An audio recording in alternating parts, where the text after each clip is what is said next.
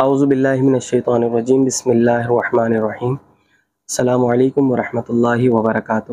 میں ہوں غلام نبی طارقی ابواللہ جہانگیری، آپ کی خدمت میں حاضر ہوں، اور آج میرے ساتھ موجود ہیں میرے بڑے بھائی خلیفہ میاں حضور حافظ محمد عامر طارقی ابواللہ جہانگیری۔ اور ایک سوال ہمارے پاس آیا تھا، تو میں یہ چاہتا ہوں کہ وہ حافظ صاحب ہمیں ویڈیو کی صورت میں اس کا جواب دیں تاکہ اور بھی لوگوں کی رہنمائی ہو سکے۔ بہت امپورٹنٹ سوال ہے اور اکثر ہم سے یہ لوگ کرتے بھی ہیں، تو میں نے یہ سوچا کہ اس پہ ہم ایک ویڈیو بنا دیں تاکہ بہت سے لوگوں کی اس میں رہنمائی ہو جائے گی۔ تو میں حافظ صاحب آپ سے یہ سوال کرنا چاہتا ہوں۔ ایک سوال ہمارے پاس آیا تھا ایک سائل کا، کہ اس نے ہمیں بتایا کہ میں ایک بہت بڑے آستانے سے مرید ہوں، بہت بڑے پیر صاحب ہیں ان سے مرید ہوں، لیکن میرے ساتھ کچھ ایسے معاملات ہیں جیسے کہ گھر میں کاروباری معاملات، یا بیوی کے ساتھ لڑائی ہونا، گھر میں فساد ہونا، تو یہ ساری چیزیں اس کے ساتھ تھیں۔ تو اس نے کسی سے معلوم کیا کہ یہ معاملات میرے ساتھ ہیں، تو انہوں نے بتایا کہ آپ کے ساتھ جادو کے معاملات ہیں۔ تو وہ یہ کہنے لگے کہ میں تو ایک بہت بڑے آستانے سے مرید ہوں اور بہت بڑے پیر صاحب سے مرید ہوں، تو ایسا کیسے ہو سکتا ہے کہ میرے پر جادو اثر کرے، یا میرے اوپر جادو یا جنات یا اثرات کے معاملات ہو سکے؟ تو وہ معاملہ ایک طرف کہ ان کا کیا معاملہ ہے یا کس طرح سے وہ علاج ہو سکتا ہے، لیکن آپ اس بارے میں کیا فرماتے ہیں؟ کیا ایسے شخص کے لیے، کیا بھائی وہ ایک آستانے سے، بہت بڑے آستانے سے مرید ہے یا بہت بڑے پیر صاحب سے مرید ہے، تو اس کا کیا مقصد ہے کہ جادو یا جنات کے اثرات وغیرہ جو بھی معاملات ہیں، کیا اس کے اوپر اثر نہیں کر سکتے؟ اس بارے میں آپ کیا فرماتے ہیں؟ اعوذ باللہ من الشیطان الرجیم بسم اللہ الرحمن الرحیم۔ اصل میں آپ کو یہ بتانا چاہتا ہوں کہ جیسے آپ نے سوال کیا کہ جب ہم کسی بھی جگہ سے مرید ہو جاتے ہیں اور اس کے ولی ہونے میں بھی ہمیں کوئی شک نہیں ہوتا،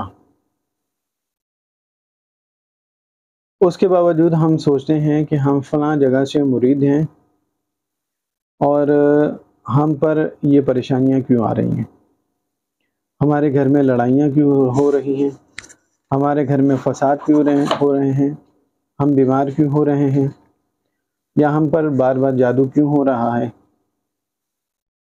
اگر ہمارے پیر صاحب اللہ کے ولی ہیں تو وہ ہم پر سے جادو کیوں نہیں ختم کرتے؟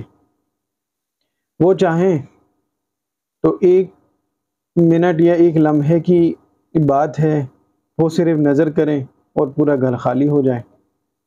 وہ ایسا کیوں نہیں کرتے؟ اب یہ گھر میں بیٹھ کے ساری باتیں ہو رہی ہوتی ہیں کہ ہم تو تھک گئے فلاں بزرگ کے پاس جا کر، پتہ نہیں وہ ہماری بات کیوں نہیں سنتے، پتہ نہیں کسی دوسرے کو اہمیت دیتے ہیں، ہمیں دیتی ہی نہیں ہے۔ فلاں کا مسئلہ حل ہو گیا، فلاں کا مسئلہ حل ہو گیا، ہمارا تو مسئلہ حل ہی نہیں ہوا۔ اب ہم یہاں سے بیت توڑ کے ہم کسی اور جگہ سے مرید ہوں گے، کیونکہ وہ تو ہمیں توجہ دیتے نہیں ہیں۔ ان کے ولی ہونے میں ہمیں کوئی شک نہیں ہے، وہ اللہ کے ولی ہیں بالکل، لیکن وہ ہم پر توجہ نہیں دیتے۔ ہم پریشانیاں ہماری ختم نہیں ہو رہی، ہمیں 7 سال ہو گئے، ہمیں 10 سال ہو گئے ان کے پاس جاتے ہوئے، لیکن ہم بہت پریشان ہیں۔ پریشانی آپ کی اپنی جگہ پر، اس میں کوئی شک نہیں ہے۔ اپنی ظاہری زندگی میں اگر آپ اپنی زندگی کو دیکھیں تو یقیناً انسان کہیں نہ کہیں خطا کا پتلا ہے، انسان سے غلطیاں ہو جاتی ہیں، اور بعض اوقات ایسا ہوتا ہے ہمارے بڑوں کی غلطیاں ہمارے آگے آ رہی ہوتی ہیں۔ ہماری اولاد کوئی غلطی کر دیتی ہے تو اس کی سزا ماں باپ کو بھگتنی پڑتی ہے، ماں باپ کی ہوئی غلطیاں اولاد کو بھگتنی پڑتی ہیں۔ آپ اپنے روزمرہ زندگی میں اگر دیکھیں تو بہت ساری ایسی خطائیں، ایسی غلطیاں ہم سے ہو جاتی ہیں۔ کوئی ایک شخص، میں آپ کو مثال دیتا ہوں کہ کوئی ایک شخص ہے، وہ امیر ہے اور اچھا لباس پہنے ہوئے، اچھی گاڑی میں جب وہ اترتا ہے، اس کے سامنے کوئی ایک غریب کھڑا ہوتا ہے، تو اس کو نہیں پتا ہوتا کہ یہ جو سامنے والا شخص ہے یہ اللہ کی بارگاہ میں کتنا مقبول ہے۔ اب میری ایک شخص سے ملاقات ہوئی تو دکھنے میں تو وہ ایک عام سا شخص تھا، وہ اپنی ظاہری زندگی میں پینٹ شرٹ پہننا اور عام لباس، قمیص شلوار، پینٹ شرٹ، اور چہرے پہ داڑھی بھی نہیں۔ تو میری اس سے ملاقات ہوئی تو مجھے اس نے بتایا کہ میں روز 10,000 مرتبہ درود شریف پڑھتا ہوں، میں ماشاء اللہ، روز 10,000 مرتبہ درود شریف پڑھتا ہوں، اور بڑی پابندی کے ساتھ پڑھتا ہوں، بڑی محبت عقیدت کے ساتھ پڑھتا ہوں۔ تو مقصد یہ ہے کہ سامنے والا شخص آپ کو نہیں پتا کہ وہ اللہ کی بارگاہ میں کتنا مقبول ہے۔ بے شک، اب ہم ساری بات جو ہے نا بزرگوں کے اوپر ڈال دیتے ہیں۔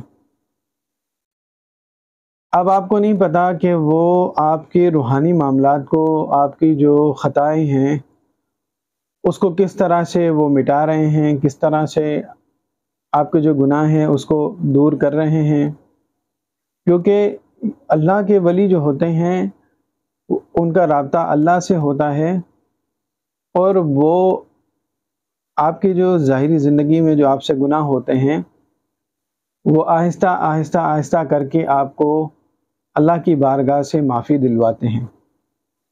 اللہ چاہے تو 1 منٹ میں بھی معاف کر دے، وہ کر بھی دیتا ہے، وہ کر بھی سکتا ہے، وہ قادر ہے، ہر چیز پر قادر ہے، لیکن سب کی پریشانی کا ایک وقت ہوتا ہے۔ اچھا، پھر یہ ہوتا ہے کہ جب ہم اپنے بزرگوں سے بدظن ہوتے ہیں تو انہیں ہم الٹی سیدھی باتیں کرنا شروع کر دیتے ہیں۔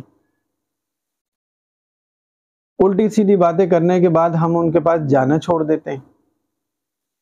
پھر جب ہم ان کے پاس جانا چھوڑ دیتے ہیں، ان کا فیض مکمل طور پر ختم ہونے کے بعد ہم ان کو ناراض بھی کر دیتے ہیں۔ بعض اوقات تو ایسا دیکھا گیا ہے کہ ہم بدتمیزی بھی کر دیتے ہیں کہ آپ نے کیا کیا ہمارے لیے، آپ تو دوسروں کے لیے کرتے ہیں، ہمارے لیے کچھ بھی نہیں کرتے ہیں، ہم کہ تو مطلب پریشان۔ میں آپ سے بیعت ہوا تو میرے حالات صحیح نہیں ہو رہے، یا میرے کاروبار صحیح نہیں ہو رہا، ہاں، یا میرے گھر میں لڑائی جھگڑے اس ہو طرح کی باتیں کرنا شروع کر دیتے ہیں۔ تو اس سے یہ ہوتا ہے کہ وہ اللہ کے جو ولی ہوتے ہیں وہ تو ان میں تو برداشت ہی بہت ہوتا ہے، وہ برداشت کر لیتے ہیں آپ کی اس بات کو، اور وہ یہ سمجھتے ہیں یہ اس کی نادانی ہے، سمجھی میں، یہ پریشانی کے عالم میں ایسی بات کر رہا ہے، وہ آپ کی بات کو برداشت کر لیتے ہیں۔ لیکن اللہ تعالیٰ اپنے بندوں سے بڑی محبت کرتا ہے۔ بہرحال پھر اس کے بعد ہمارا یہ رویہ ہوتا ہے، ہم کسی اور کے پاس جاتے ہیں، وہاں سے بھی فائدہ نہیں ہوتا تو کسی اور کے پاس چلے جاتے ہیں، تو ہمارا یہ سلسلہ رکتا نہیں ہے۔ اور ہم جو کسی بھی ولی سے مرید ہوتے ہیں اس کا مقصد اپنے ایمان کی حفاظت ہے، صحیح، کہ مرتے وقت جو شیطان کلمہ چھیننے کے لیے آتا ہے اس وقت آپ کے جو بزرگ ہیں، اللہ کے ولی جو ہیں جن سے آپ بیعت ہیں، وہ آپ کو اس وقت کلمہ یاد دلائیں گے، شیطان کو آپ سے آپ کا ایمان چھیننے نہیں دیں گے۔ اچھا، اس کے علاوہ آخرت میں آپ کے لیے آسانی کا سبب ہے، قبر میں آپ کے لیے آسانی کا سبب ہے۔ تو یہ اگر ہم ایک بزرگ ہیں، وہ ہمارے دوست ہیں، انہوں نے بتایا کہ میں ایک بزرگ کے پاس گیا تو وہ کہتے ہیں کہ ہمارے پاس جو بھی آتا ہے نا وہ یہی کہتا ہے کہ میرا یہ مسئلہ ہے، میرا وہ مسئلہ ہے، وہ میرا یہ مسئلہ ہے۔ ہر شخص اپنا دنیاوی معاملات کو لے کر ہمارے پاس آتا ہے، کوئی شخص یہ نہیں کہتا کہ آپ ہمارے لیے دعا کریں کہ میری آخرت اچھی ہو جائے۔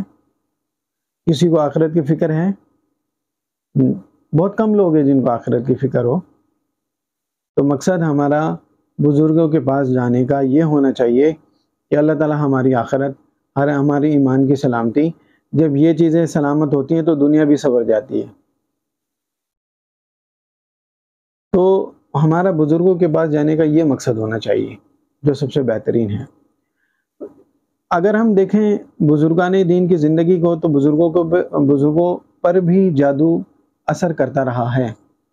حضرت بابا فرید الدین گنج شاگر رحمۃ اللہ علیہ پر بھی جادو ہوا۔ اسی طرح میرے ایک شاگرد ہیں فیصل آباد میں، ان کے جو دادا ہیں وہ بہت بڑے بزرگ، اپنے وقت کے بہت بڑے بزرگ گزرے ہیں، ان کے گھر کے برابر میں ہی ان کا مزار شریف ہے۔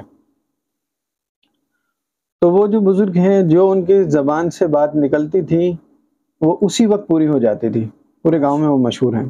ماشاء تو ان کے جو 2 بیٹے ہیں ان کا انتقال جادو میں ہوا۔ اللہ کی رضا سمجھ کر یہ اللہ والے ان چیزوں کو برداشت کر لیتے ہیں۔ جب تیسرے بیٹے کی بات آئی تو وہ ایک جگہ بیٹھ کر اپنا ذکر و اذکار کر رہے تھے، تو ایک شخص آیا، وہ کہتا ہے کہ مجھے فلاں جادوگر نے بھیجا ہے آپ کے پاس، اور اس نے کہا ہے کہ آج شام سے پہلے آج آپ کے تیسرے بیٹے کا انتقال ہو جائے گا۔ اب یہ میرے جو شاگرد ہیں انہوں نے مجھے خود یہ بات بتائی ہے کہ میرے جو دادا ہیں ان کے ساتھ یہ معاملہ ہوا، اور یہ میرے والد صاحب نے مجھے یہ بات مجھے بتائی۔ تو کہتے ہیں کہ جو شخص وہ پیغام لے کر آیا تھا تو ان بزرگوں نے کہا میری بات سنو، آج جتنی دیر میں تم اس شخص کے پاس واپس جاؤ گے اس سے پہلے اس جادوگر کا انتقال ہو جائے گا، وہ مر جائے گا آج۔ اسی طرح ہوا، جو پیغام لے کر آنے والا شخص تھا جب وہ پہنچا وہاں پر اس کے پاس، تو وہ شخص ادھر مرا ہوا تھا، وہ جادوگر ادھر مرا ہوا تھا وہ۔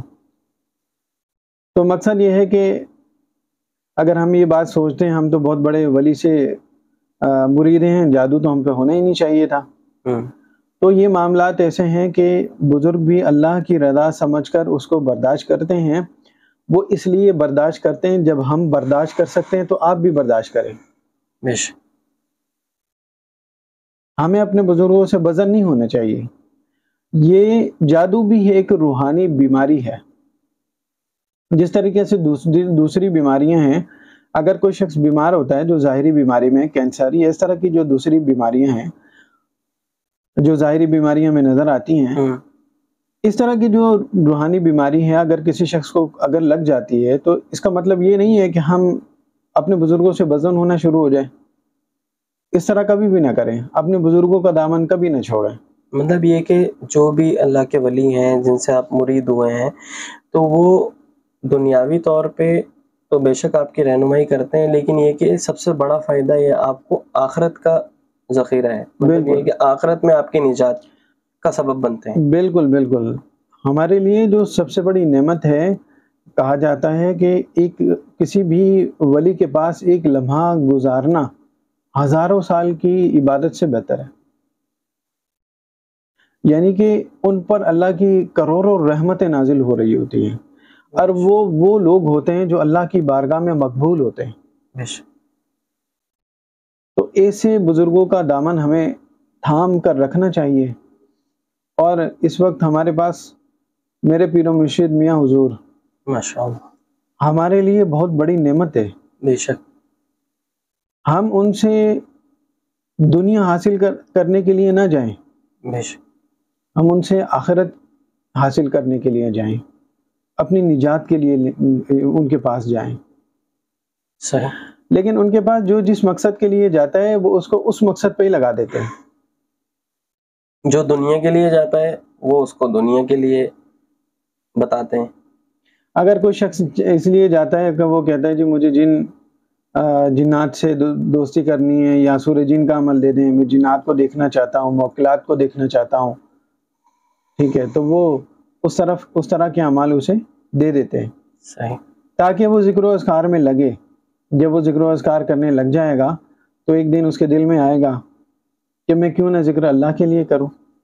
مطلب یہ ہے کہ کم سے کم ان کا مقصد یہ ہے کہ چلو ذکر میں لگے تو صحیح، چاہے جب وہ ذکر کرے گا موکل کے لیے جن کے لیے ہی آ رہا ہے، لیکن یہ کہ جب یہ اس راہ پہ چل پڑے گا تو وہ پھر اس کی سوچ بدل بھی سکتی ہے، اس کی سوچ بالکل بدل جاتی ہے۔ میں جن کے لیے یا موکل کے لیے کر رہا ہوں، کیوں نہ میں یہ عمل خالصتاً اللہ کے لیے کروں، خالصتاً اللہ کی رضا کے لیے کر لوں تو میرے لیے کتنا بہتر ہے۔ جب میں اللہ کے لیے کروں گا تو ساری مخلوق میری ہو جائے گی۔ ماشاءاللہ۔ تو یہ طریقہ کار بزرگوں کے رہے ہیں کہ ہماری رہنمائی وہ ہر طرح سے کرتے رہتے ہیں، ہمارا دل نہیں توڑتے۔ اگر کوئی شخص اس طرح ہمارے بزرگوں کے پاس آتا ہے اور وہ اس کو منع کر دیں تو وہ مستقل طور پر ہی چلا جائے گا۔ بالکل۔ تو میاں حضور کے پاس جو بھی سائل اپنا سوال لے کر آتا ہے وہ اس کی مراد پوری فرماتے ہیں، اور اس کو ذکر و اذکار پہ لگا کر پھر اس کو اس راہ پہ لگا دیتے ہیں جو کامیابی کی راہ ہے، بے شک، جو اصل راہ ہے، جس مقصد کے لیے ہمیں دنیا میں بھیجا گیا ہے، وہ اس مقصد کے لیے اس کو اس پہ لگا دیتے، وہ پھر کامیاب ہو جاتا ہے۔ ماشاءاللہ بہت اچھی رہنمائی کی ہے حافظ صاحب آپ نے اس حوالے سے کہ ہمیں جو بزرگوں کے پاس ہم جاتے ہیں، بیت ہونے جاتے ہیں یا اپنی تربیت کے لیے جاتے ہیں، ہمیں یہ چاہیے کہ ہم دنیاوی مقاصد کے لیے ان کے پاس نہ جائیں۔ بے شک اس میں کوئی شک نہیں ہے کہ جب ہم بزرگوں کے پاس جاتے ہیں ہمارے دنیاوی معاملات بھی ان کی نظر سے بہتر ہوتے ہیں، ایسی بات بالکل نہیں ہوتے ہے ہیں، کہ ہمارے معاملات بالکل بہتر ہوتے نہیں ہیں، ہوتے، بالکل لیکن یہ ہے کہ ہماری نیت یہ ہونی چاہیے کہ ہم جب بزرگوں کے پاس جائیں تو ہم خالصتاً اللہ اس کے رسول کے لیے ہی جائیں، ان کی رضا کے لیے جائیں، تاکہ یہ کہ ہماری دنیا کے ساتھ ساتھ آخرت بھی اچھی ہو، آخرت بھی سنور جائے۔ جب آخرت کے لیے ہم جاتے ہیں تو دنیا ویسے ہی سنور ویسے جاتی ہے۔ سمجھ جاتی ہے۔ بے شک صحیح کہا آپ نے۔ اگر اچھا ہم دنیا صرف سنواریں گے تو آخرت کے لیے مسئلہ ہے، بے شک اگر آخرت سنواریں گے دنیا ویسے ہی سنور جائے گی۔ بے شک کوئی شک نہیں ہے۔ حافظ صاحب ایک اور سوال اسی سے ریلیٹڈ ہے، وہ میں آپ سے کرنا چاہتا ہوں، اس کا آپ رہنمائی فرمائیے گا کہ اکثر ہم نے یوٹیوب پہ دیکھا ہے کہ اگر آپ یہ وظیفہ کر لیں یا یہ عمل کر لیں تو آپ پر جادو اثر ہی نہیں کرے گا۔ اس سے کیا مراد ہے کہ ایک عام شخص جو ذکر و اذکار نہیں کرتا، ورد اور وظائف نہیں کرتا، کہیں سے مرید نہیں ہے، نماز نہیں پڑھتا، قرآن نہیں پڑھتا، وہ بالکل دین سے ہٹا ہوا ہے، ایک وہ شخص، اور ایک وہ شخص ہے جو ذکر و اذکار بھی کرتا ہے، ورد و وظائف بھی کرتا ہے، مرید بھی ہے، نماز روزہ بھی کرتا ہے اور وہ شریعت کا پابند بھی ہے۔ تو آپ کیا فرماتے ہیں ان دونوں پر اگرچہ جادو کا اثر ہو تو کیا وہ اثر ایک ہی جیسا ہوتا ہے یا دونوں میں کچھ فرق ہوگا؟ کہ جو ذکر و اذکار کرے اس پر جادو کا اثر کیسا ہوگا، اور جو دین جو اس سے ریلیٹڈ نہیں ہے، بالکل ہٹا ہوا ہے دین سے، اس پر جادو کا اثر کیسا ہوگا؟ آپ کیا فرماتے ہیں اس بارے دونوں کا معاملہ الگ الگ ہے۔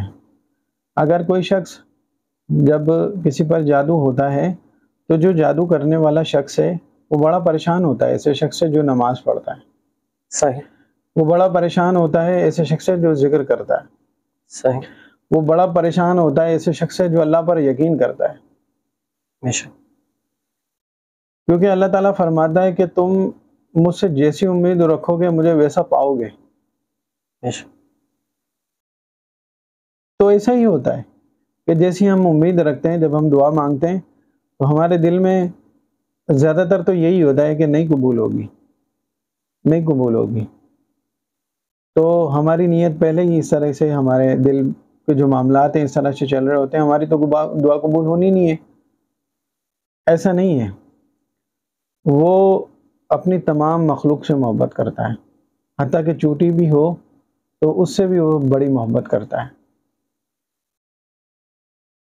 مگر آپ کے دل میں یقین پختہ ہونا چاہیے۔ اب جو شخص نماز نہیں پڑھتا ہے اور دور رہتا ہے اللہ تعالیٰ سے، اس شخص پر جب جادو ہوتا ہے تو جادوگر کو بڑی آسانی ہوتی ہے۔ اس کی مثال ایک نرم کیک کی طرح ہے، جب وہ چھری صحیح۔ مارتا ہے تو فوراً جا کر اس پر لگتی ہے وہ۔ مطلب یہ ہے کہ ایسا شخص جو بالکل دین سے ہٹا ہوا ہے، نماز روزہ وغیرہ کی پابندی نہیں کرتا یا ذکر و اذکار نہیں کرتا یا اس کے بالکل قریب نہیں آتا، تو اس کی مثال ایک کیک کی طرح ہے کہ جیسے کہ اس پہ چھری مارے تو وہ فوراً کٹ جاتا ہے۔ بالکل ایسا ہی ہے۔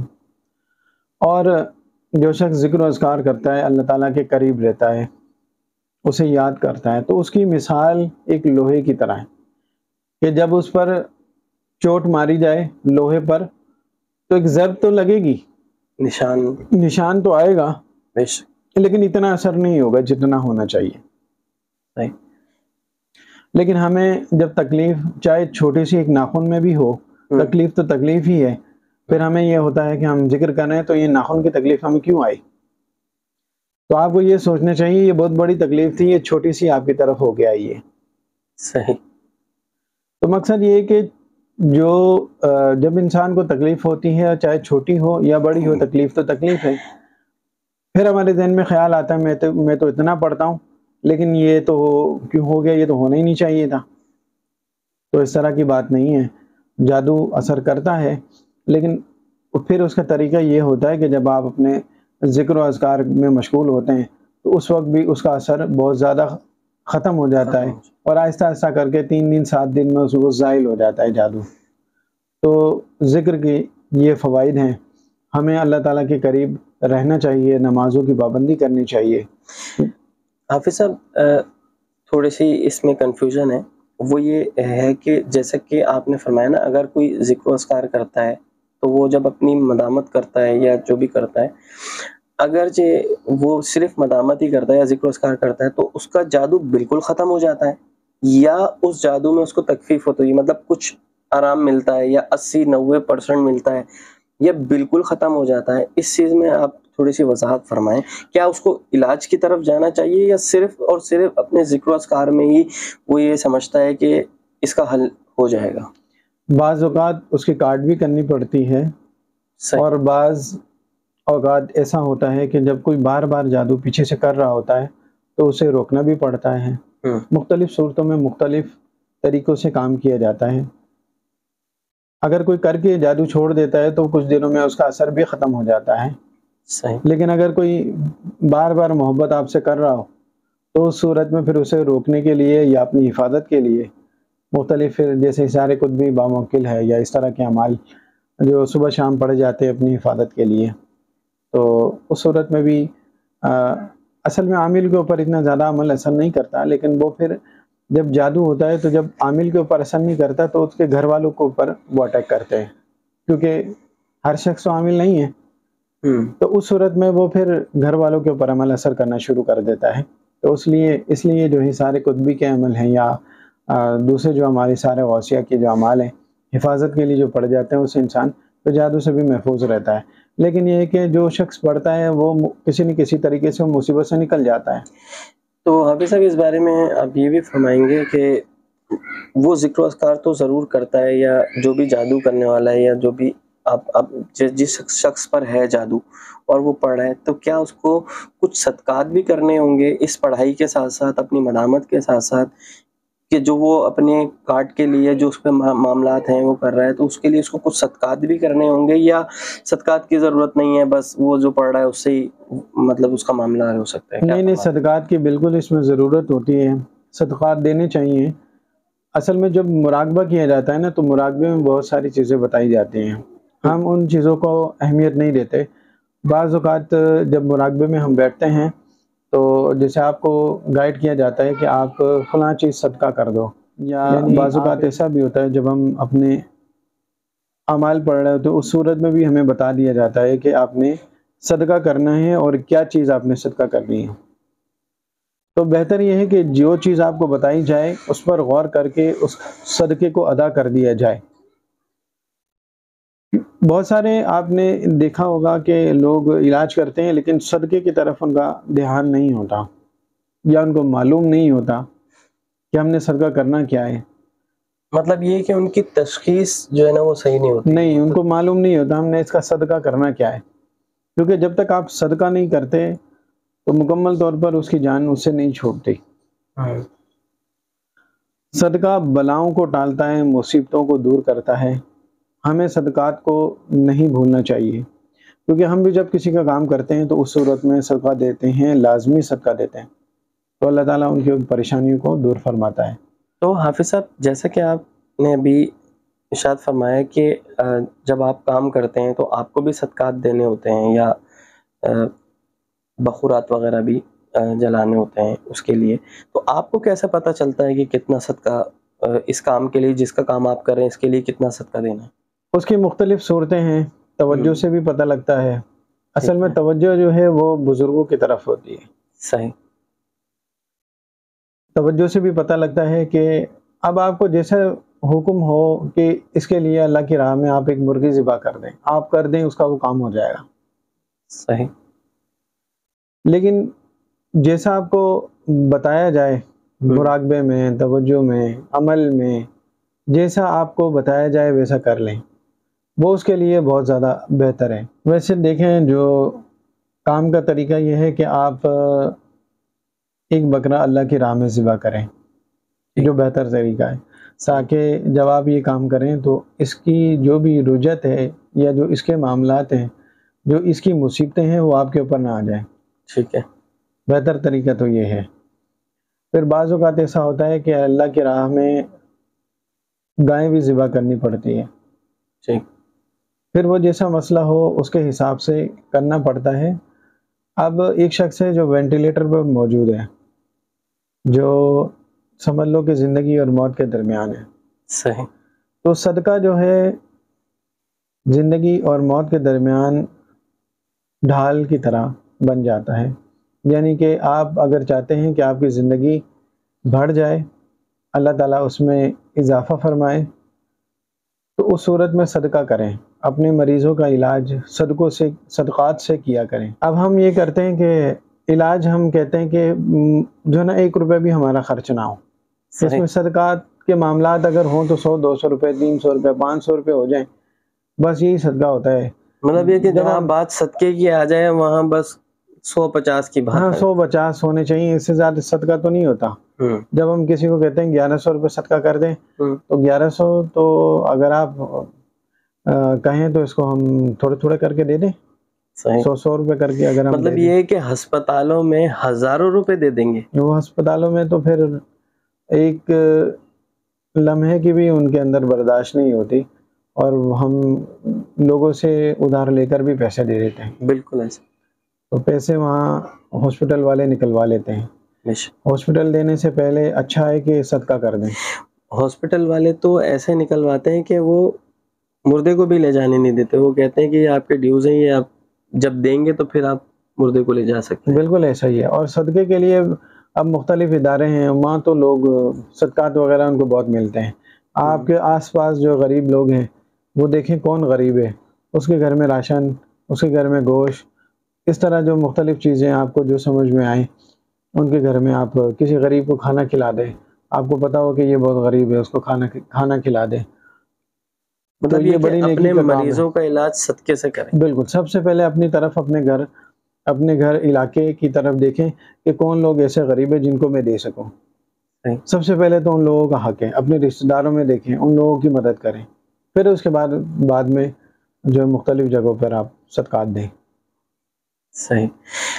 بہت اچھا، ماشاءاللہ حافظ صاحب آپ نے رہنمائی کی ہے. اسی کے ساتھ ہم اپنی ویڈیو کو اختتام کرتے ہیں.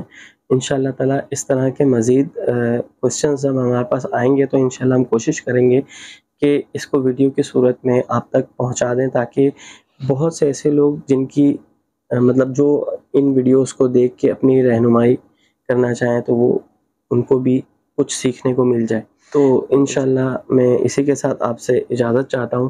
پھر ملیں گے ہم آپ سے انشاءاللہ نیکسٹ ویڈیو میں. السلام علیکم ورحمۃ اللہ وبرکاتہ.